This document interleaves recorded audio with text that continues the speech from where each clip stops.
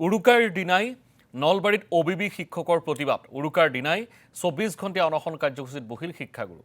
নলবাৰী নাট্য মন্দিৰৰ সন্মুখত অনশন ধৰ্মঘট কাৰ্যসূচী অবিবি শিক্ষকৰ। কেৱল নলবাৰী জিলাৰ অবিবি শিক্ষকসকলৰ এই প্ৰতিবাদ। ৰঙা ফিটাৰ মেৰপেচত সোমাই পৰিছে এইসকল অবিবি শিক্ষক। উচ্চ ন্যায়ালয়ৰ নিৰ্দেশৰ পিছতো নিয়মীয়া নহ'ল এইসকল শিক্ষকৰ চাকৰি। এই মুহূৰ্তত আমি পোনপটীয়া সম্প্ৰচাৰত সংযোজিত হ'ব বিচাৰিছোঁ। নলবাৰীৰ পৰা আমাৰ সৈতে আছে জ্যেষ্ঠ সাংবাদিক নকুল তালুকদাৰ। নকুল তালুকদাৰ, আচৰিত লগা কথা, কাৰণ আজি উৰুকা, সকলোৱে বিহুৰ আনন্দত মতলীয়া হৈছে, মাছ কিনিছে, মাংস কিনিছে আৰু উদৰ পূৰাই সন্ধিয়া এসাঁজ খাবৰ বাবে সাজু হৈছে। তেনেক্ষণত একাংশ লোকে প্ৰতিবাদত বহিব লগা হৈছে, তাকো অনশনৰ দৰে কঠোৰ কাৰ্যসূচী। এই মুহূৰ্তত তেখেতসকলে এই প্ৰতিবাদ কাৰ্যসূচী কিয় ৰূপায়ণ কৰিবলৈ বাধ্য হ'ল?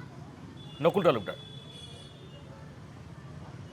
হয় সমীৰণ, আচলতে সঁচাকৈয়ে অত্যন্ত দুখ লগা কথা, কাৰণ সমগ্ৰ ৰাজ্যজুৰি ভোগালী বিহুৰ উৎসাহ উদ্দীপনা চলি আছে।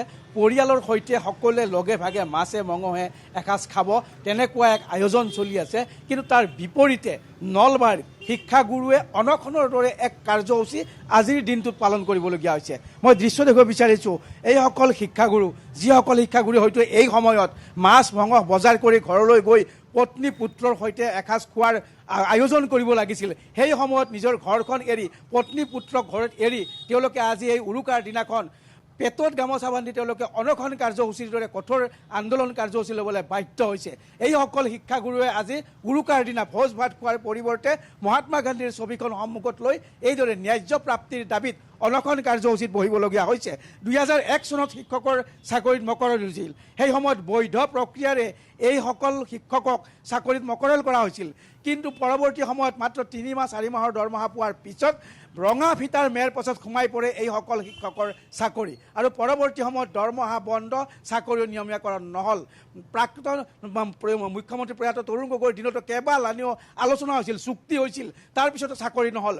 উচ্চ ন্যায়ালয়ত গোচৰ তৰা হ'ল, উচ্চ ন্যায়ালয়ে নিৰ্দেশনা দিলে, নিৰ্দেশনাৰ পিছতো চৰকাৰৰ গা নলৰিল বা মুখ্যমন্ত্ৰীৰ এইসকল শিক্ষকৰ প্ৰতি কোনো সহমৰ্মিতা নহ'ল, যাৰ কাৰণে আজি কঠোৰ সিদ্ধান্ত ল'বলৈ বাধ্য হৈছে।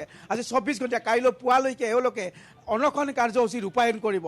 যিটো সময়ত আপুনি মই সকলোৱে মাছে মঙহে ঘৰত এসাঁজ খাম, যিটো সময়ত মন্ত্ৰী বিধায়কে ঘৰত ফূৰ্তি তামোচা কৰি এসাঁজ খাব, সেইটো সময়ত দুখ লগা ধৰণে নলবাৰী জিলাৰ, অসমৰ অকল নলবাৰী জিলাৰ এইসকল শিক্ষকে কিন্তু এইদৰে আন্দোলন কৰি এই শীতৰ মাজত বহি থাকিব এই স্থানত। মই পোনে পোনে শিক্ষাগুৰুৰ কাষলৈ যাব বিচাৰিছোঁ, মই আপোনাৰ কাষলৈ আহিব বিচাৰিছোঁ। অবিবি শিক্ষকসকলৰ এই অৱস্থা, অসমত সেই সময়ত বহুত অবিবি শিক্ষকৰ নিযুক্তি দিয়া হৈছিল। কেৱল নলবাৰী জিলাৰ যিসকল অবিবি শিক্ষক, আপোনালোকৰ ৪২০ গৰাকী শিক্ষকৰ এই দুৰ্দশা হ'ল। কি হ'ল, কিয় এনেকুৱা হ'ল, আৰু কি ক'ব এই সম্পৰ্কত? চৰকাৰকে কি আহ্বান জনাব? আচলতে সমগ্ৰ অসমৰ লগতে নলবাৰী জিলাখনতো ৪২০ গৰাকী অবিবি শিক্ষকৰ নিযুক্তি হৈছিল। একমাত্ৰ কিছু অতিৰিক্ত শিক্ষক নিযুক্তি হোৱাৰ অজুহাতত সেই সময়ৰ কংগ্ৰেছ চৰকাৰখনৰ দুজনকৈ বিধায়ক নলবাৰী সমষ্টিৰ তেওঁলোকৰ ৰাজনৈতিক আক্ৰোশৰ বলি হৈ আমি চাকৰিৰ পৰা ওলাই আহিব লগা হৈছিল। আৰু সেই দিন ধৰি আমাৰ যি এই অবিৰত সংগ্ৰাম, নলবাৰী জিলাখনৰ বিভিন্ন জাতীয় সংগঠন, বিশেষভাৱে সদৌ অসম ছাত্ৰ সন্থা, অসম জাতীয়তাবাদী যুৱ ছাত্ৰ পৰিষদ, অসম কৰ্মচাৰী পৰিষদ, বিভিন্ন সংগঠন, নাগৰিক সমাজৰ ঐক্যমতত ঐকান্তিক প্ৰচেষ্টাত আমি সংগ্ৰাম আগবঢ়াইছিলোঁ। আৰু এই সংগ্ৰামী ধাৰাত আমাৰ মাননীয় বৰ্তমানৰ মুখ্যমন্ত্ৰী তদানীন্তন শিক্ষামন্ত্ৰীক আমাৰ নাগৰিক সমাজে সাক্ষাৎ কৰাত তেখেতে বাৰে বাৰে এটা কথা কৈছিল যে যদিহে মহামান্য আদালতে ৰায় প্ৰদান কৰে নিশ্চিতভাৱে এই সমস্যাৰ সমাধান কৰিব পাৰিম। আৰু আমাৰ সন্থাৰ প্ৰতিনিধিবৰ্গৰ আগতো তেখেতে প্ৰতিশ্ৰুতি দিছিল যে আমাক সহায়ৰ হাত আগবঢ়াব পাৰিব। আৰু আমি তেখেতৰ পৰামৰ্শ লৈ আমাৰ সন্মানীয় কেবিনেট মন্ত্ৰী জয়ন্ত মল্লবৰুৱা, মাননীয় মুখ্যমন্ত্ৰী ডক্টৰ হিমন্ত বিশ্ব শৰ্মাৰ পৰামৰ্শ লৈ ২০১৩ চনত নকুল তালুকদাৰ, এই মুহূৰ্তত আপোনাক ধন্যবাদ জনাইছোঁ।